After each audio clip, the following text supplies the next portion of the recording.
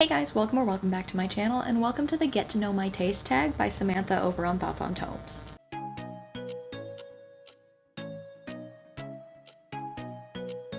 This came across my YouTube For You page, I don't know, like earlier today. So this is Saturday when she posted this. It just sounded like a lot of fun, and it seems like a really great idea for people to like have an idea of what they're in for when they are coming to my channel. So I just thought that I would hop on this tag, but we're just going to jump right into it with question number one, which is how do you rate books? So I'll try and pop a card up in the corner over here. A lot of you have come to my channel because of the way that I rate books, so it might not need to be explained for some people watching this video. I have a tracker spreadsheet that I call my Escapes reading tracker. Escapes is the acronym for the list of criteria that I use to rate my books. Generally, I end up with a 1 to 5 star rating, but I do this by rating it 1 through 10 on a series of criteria, like my level of entertainment, how I felt about the start of the book, how I feel about the characters or the character development, the atmosphere, which stands for like world building, etc. P stands for plot, and whether or not the plot was something that I enjoyed or how the plot developed. The final E is how I felt about the end of the book, in case it differed from how I felt about the beginning of the book. That's happened to me many, many times. And then the last S stands for style, which is where I rank the writing or the prose or like word choices, things like that, or like, I don't know, dramatic reveals and tension build, stuff, things of that nature, you know. I use my Escapes reading tracker spreadsheet most of the time. A lot of times I do just like off the cuff rank something on vibes, and then once I've added it to my tracker, if it agrees, that's great. If not, I sometimes will update my rating on Goodreads or Storygraph or whatever to match what I put into my reading tracker. And that's just because I liked having kind of like an empirical, for me anyway, an empirical number to fall back on as to why I ranked it the way that I did. I found that when I was rating something based purely off of vibes, I would rate something like a 4-star read, and then I would come back to it later and be like, what was I thinking? Or I'll read something else and I'll come back to that one and I'll compare them, and I'm like, these did not give 4-star the same way, you know what I mean? And so then I'll end up like updating one based on the different feelings that I have. So I use my spreadsheet most of all. I do all of my tracking on Goodreads or Storygraph, or in this spreadsheet, all of the above in a combination. If you can hear Loki panting in the background, it's because it's hot outside and it's a really nice day, and John is out there with the dogs right now. So sorry. Question number two is, how do you approach reviewing books? Are you analytical? Are you casual? Are you emotional? Or are you structured? I tend to review books on my channel mostly like casually and emotionally. I am not that type of person that is reviewing a book and telling you guys that I really appreciated the sentence structure and I don't even know how to talk about it. Like, I'm not that person that is reading a book analytically and like thinking of all of the plot holes. I'm that person that reads a book from beginning to end and I'm like, oh my god, I had a really great freaking time. And then I go back and I see other people's reviews and they're like, this book was trash. Did you not see any of these plot holes? Did you not see any of these writing mistakes? And I'm like, no, I was here for a good time, not for, I don't even know how to phrase this, like a thinking time. I read to turn my brain off, by the way. That is exactly what happened with the entirety of ACOTAR and like Throne of Glass, like any of Sarah J Maas's books. I read them for a good time, not for a analytically good time, right? Like, I can acknowledge that those books are not the greatest, but I had a great time reading them, and the same goes for all of Fourth Wing. Do I think that they are the best written books in the entire world? Absolutely not. But do I think that I had a fun time reading them from beginning to end and I enjoyed everything about them otherwise? Absolutely. And that's what we're here for on my channel, okay? I'm not here to deconstruct the plot holes. I'm not here to deconstruct the overarching theme. I'm here to read and have a great time. And I hope you guys are here for that too. Question number three is, what is the book that made you a reader? I've answered this question in various different ways on my channel before, but the book that most people that know me as a child associate me with, and by that I mean like toddler child first starting to read, is The Foot Book by Dr. Seuss.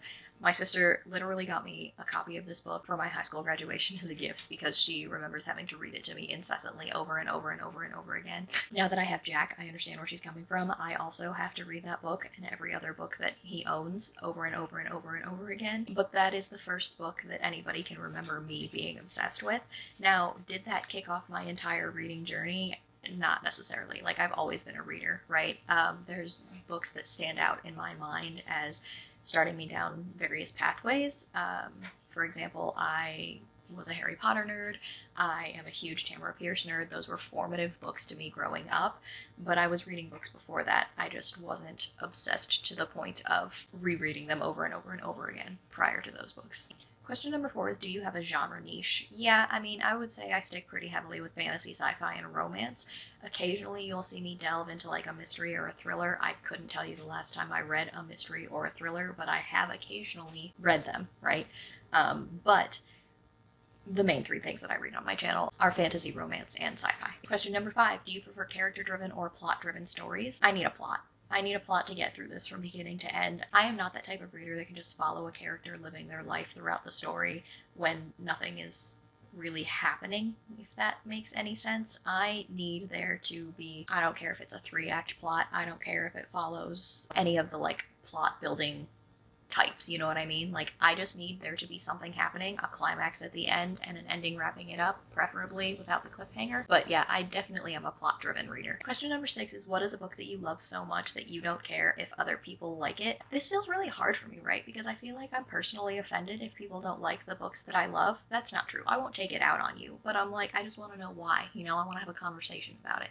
There's a lot of books that fall under this. Not one of the ones that you would think. Like, I know that I do have an entire Sarah J. Maas shelf or a Brandon Sanderson shelf or whatever. I think it might be like the Green Rider series by Kristen Britton. They don't get a lot of love.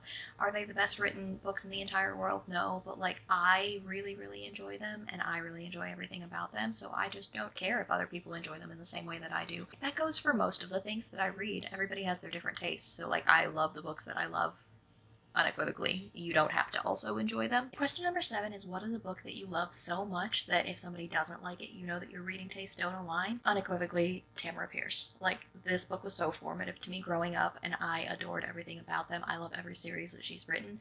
So if you don't like the Immortals Quartet, or if you don't like the Lioness Quartet, or if you don't like the Protector of the Small Quartet, we're not going to like the same books, right? Those are pretty formative of all of the things that I enjoy, from like the action, romance, you know, animals, all of the above.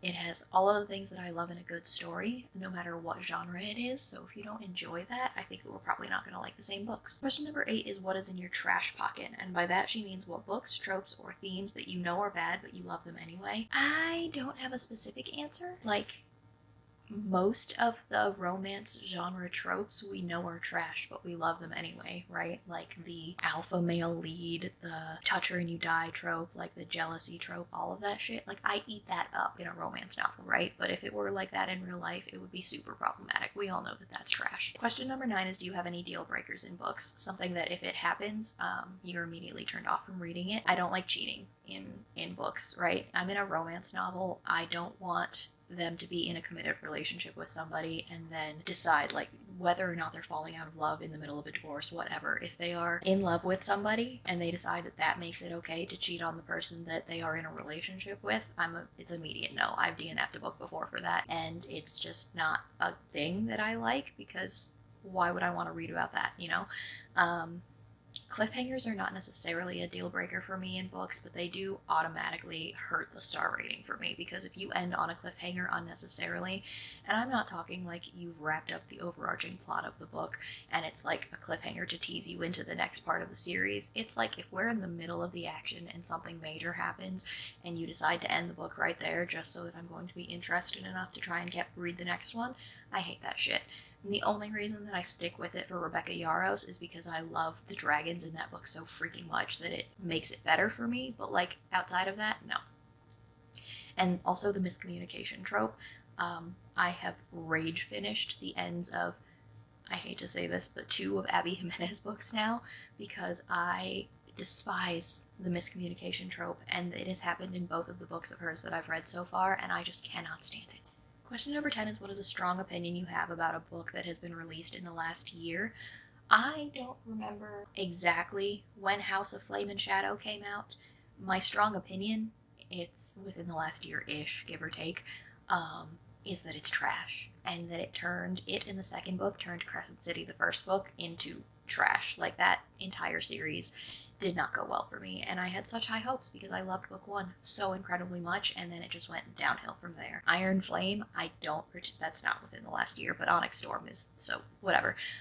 Iron Flame, not great. I think it needs to be significantly shorter. It was better on reread, but it's still not good. Question number 11 is, what do you look for in writing? I tend to look for more simplistic writing styles. I'm not a huge one for like overly descriptive, flowery words. It's a reason why I have not been able to get through The Lord of the Rings to this day. It's a reason why When the Moon Hatched by Sarah A. Parker was really difficult for me, because it's overly descriptive, overly flowery. Everything needs extra adjectives in front of every single noun. It's a lot. I need simple, straight to the point. It's why Brandon Sanderson's writing style works for me. It's why a lot of like sci-fi works for me, because like modern sci-fi is really not too overly descriptive, flowery, whatever. Andy Weir does a really good job with this, and so does James S.A. Corey, who writes the Expanse series. I think that they both do a really good job. Like I said, Brandon Sanderson, romance, just like regular romance novels, tend to have an easy way of talking because they're just telling you a story, right? Fantasy romance can be hit or miss with the overly flowery writing style, and like I said, it's not really my thing. Question number 12 is, how do you decide what to read next? I am a mood reader, so 9 times out of 10, my next read is based off of vibes. I tend to have a pool of like arcs that I need to read to pick from, or like library holds that just came in that I need to pick from, or things that I've had my eye on for a while that I own physically that I need to read, or just like if I'm in the mood for something and I've had it around for a while and it fits with the vibe of what my last book was and I want to continue that, sometimes I'll do that. But yeah, I mean, it's vibes. 9 out of 10 times it's vibes. The difference this month is we did have one that fit both the vibes and it was a book club pick book, so I guess there's that. Sometimes I let book clubs decide what I'm going to read. That has not historically worked out very well for me, but I'm hoping that this month's book club read is going to be different. Question number 13, where do you get inspiration for your booktube content? Other booktube channels, I guess, as evidenced by this tag's existence. I'm not super creative on here. I just don't have the time to be, and I'm very sorry for that, guys. I tend to watch other people's booktube videos, less so now than I used to. I need to get back into watching more booktube content, but watching other people's booktube videos, seeing book talk creators talking about different things. If I have a need to like tell you guys how I'm feeling about a book, but like not most of my content is really just reading wrap-ups and telling you what I've been up to lately. Occasionally I throw the tag in here or there, or like there's a video that I jot down video ideas when they come to me every once in a while too. So like I've got a whole like notepad thing that I have video ideas on, but most of the time it's just other booktube creators. Question 14 is, if you could make any book go viral right now, what would it be? That's really hard for me for a multitude of reasons, because most of I'm reading a lot of like mainstream books. There's a couple of indie authors that I've read and enjoyed, mostly in the romance genre, but when it comes to like sci-fi and fantasy, the books that I'm reading, you guys have pretty much heard of. The one that I really loved recently that I don't hear a lot of people talking about is The Silver Elite by Danny Francis. I'll pop a cover up over here, but I got an arc of this back in December, and this book owned my life, and it hasn't come out yet, and it comes out in May, and I need all of you guys to be talking about it and buzzing it up, because while it did end on a cliffhanger, it was a good cliffhanger, and it comes out in May, and I don't know when the next book is coming out, but I need everybody to hype this up so that it gets all of the appreciation that it deserves. So The Silver Elite by Danny Francis. It is an adult dystopian novel. If you think along the lines of The Hunger Games minus the love triangle meets The Darkest Minds by Alexandra Bracken, it's kind of similar to that, but age everybody up so that they are of age, and the spice levels up so that it can match that accordingly, and you will get The Silver Elite by Danny Francis. It's so good. Now I want to reread it again because I talked to you guys about it. Question number 15 is, who are some booktubers with reading taste that is similar to yours? There's a lot of really great booktube creators out there that have reading taste similar to mine. I would say Elle from Elliot Burks' channel. Everybody knows about her. She reads a lot of fantasy that I really, really enjoy, and a lot of times when she makes a recommendation, I do tend to really love it. I do lean heavier into romance than she does, but I think she's been venturing more into like romance lately. I don't know if she's been like doing contemporary or just fantasy romance, but I do think she's been reading more romance content. Another one is Erin from Booked and Busy. I absolutely adore both her content and her reading. I know that a lot of our fantasy like reading tastes align, and I think our sci-fi as well. Another one is Becca from Becca and the Books. I would say most of the things that she's read and enjoyed are things that I've read and enjoyed. I know we have very similar tastes on like a lot of the Sanderson books in terms of like which ones we like and which ones we don't like as much. And also I know that Chelsea Zhao and I share a lot of the same reading tastes. And of course Tammy from Tammy Tries to Read, because we both both share a very deep and abiding love for Tamara Pierce.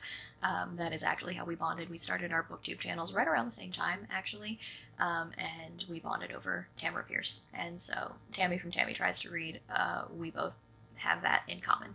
Okay, so that is the end of the Get to Know My Tastes booktube tag. I really appreciate Samantha for coming up with this. I think that it's an awesome idea, and it's definitely something that was needed for a lot of people on booktube. Like, if you're gonna watch somebody, you should absolutely know what you're in for, right? So much thanks to Samantha over at Thoughts on Tomes for coming up with this. And if you want to do the booktube Get to Know My Taste tag, definitely give it a shot. I will link the original video below. That's it for today, guys. Don't forget to like, comment, and subscribe. It really helps out my channel. Down in the description box, you're going to see links to my Storygraph, my X, my Instagram, and my Goodreads in case you guys wanted to follow me on any of those. But I'll talk to you in my next one. Bye!